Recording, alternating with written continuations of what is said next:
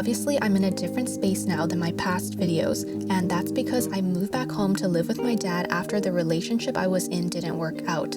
That's also why I haven't posted in a while.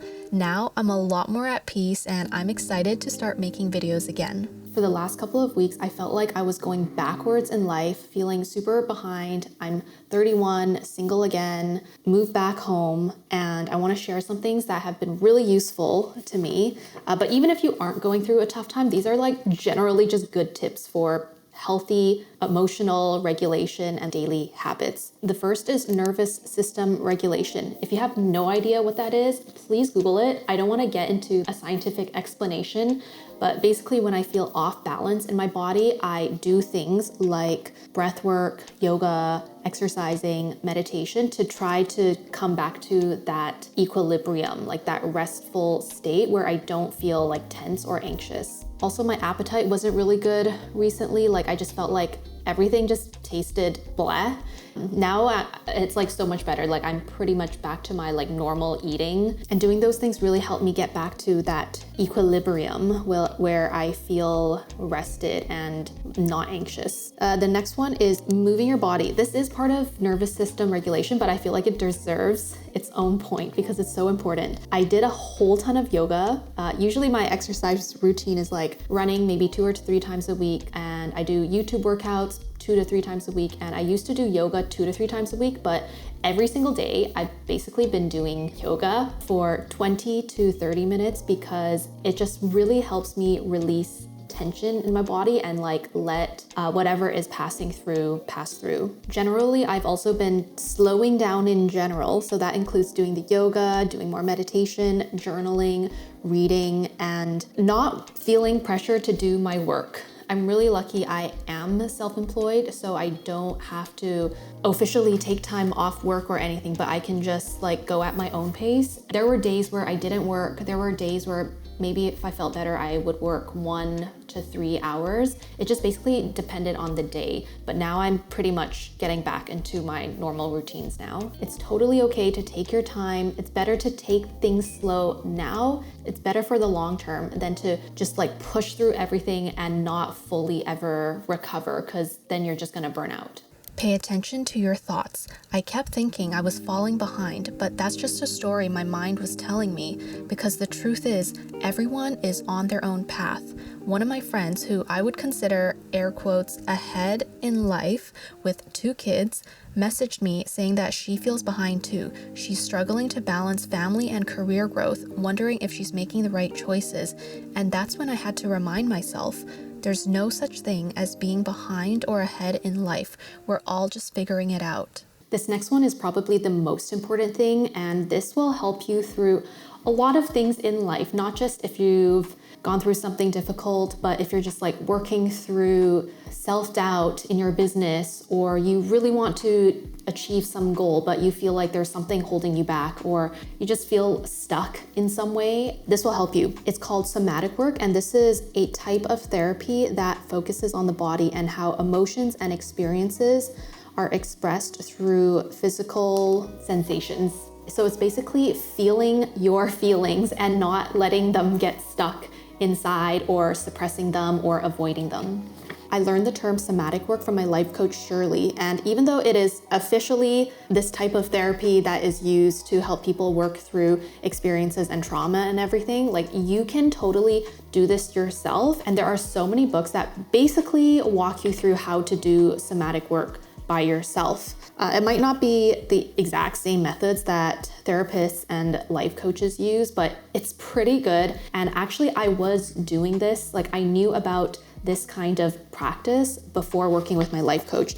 So I'll give you some reading recommendations. This is a book that I read probably 4 years ago. I think when I was like getting into like meditation and stuff like that, I read this book and it really, really helped me to work through some stuff, and just to like, whenever you get triggered, it could be like maybe you get triggered when you see somebody, or maybe you get triggered when you see somebody on social media and you feel a little bit jealous, or a family member does something and you feel triggered. Like, I'm not saying you have to use this to work through like your deepest, biggest like life issues, but you can use somatic work and this kind of practice in like daily life. Like if you have like a small trigger. So you can totally do this by yourself. Read this book, Living Untethered. It will give you such a good breakdown of why this works and why it's so important. But I would say if you have like deeper things that you need to work through, like things from childhood or just like bigger things, like bigger issues, it will be helpful to get a therapist or life coach or see a professional about it. By the way, if you're looking for a life coach, I highly recommend Shirley Huang. She has been my life coach. I've worked with her for 2 years. I'm still working with her.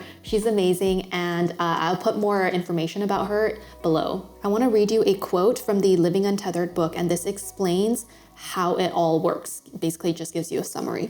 Little by little, as you learn to accept that emotions are a reality of life, they will come and go if you let them. It is not that a great being does not have emotions. It is that they are at peace with their emotions. They can handle the various changes their heart goes through.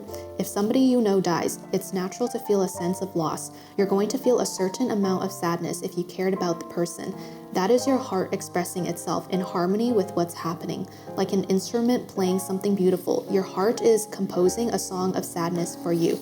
The trouble is, you're not okay with that. Eventually, you will realize that the emotion itself is not the problem. The problem is you're not able to handle the emotion. We come back to the same place again and again. Do you want to devote your life to controlling the world so your heart never feels emotions you can't handle? Or do you want to devote yourself to the evolutionary work of becoming comfortable with your heart? So what is next for me? I'll tell you what I'm planning to do, okay? I want more plants in my room. Right now I only have like 1 plant, but I am trying to make a monstera plant because I've always wanted like a huge monstera plant. I don't want to buy one though, and I don't know if I can take care of it properly. And I think it would be fun to like make a plant. I saw a video on YouTube where someone made a monstera plant, so I'm gonna try it out. I'm like trying to make a snake plant as well, but you know, I'm not the best painter. The thing I didn't know was how to dull a yellow. And so this yellow is just like way too bright. It does not look realistic at all. I think the green is still a little bit too bright as well. And actually I did Google it the other day and I found that you need to add in the opposite color. So if it's green and you want to dull it down, you need to add red. So for yellow, I need to add purple so I can dull it down. And yeah, I just need to like make more right now, but I'm really, really excited to make this room nice again. And you will see, I do have these. These are not actually like indoor plants. This is my dad who loves gardening. He is growing like, actually these are just like all tomatoes. This one says fruit tomato, yellow tomato, short tomato. So my room gets a lot of sunlight in the afternoon. So he puts his little seedlings here to grow, and then he's gonna transfer them outside. But I want some indoor plants for my area. I just have this 1 plant now, but I'm gonna make a huge monstera plant. I'm gonna make a snake plant, and then I think maybe I'll buy some other plants that are easier to take care of. I know snake plant is really easy, but I just wanna like see if I can make one. This side is the aesthetic side.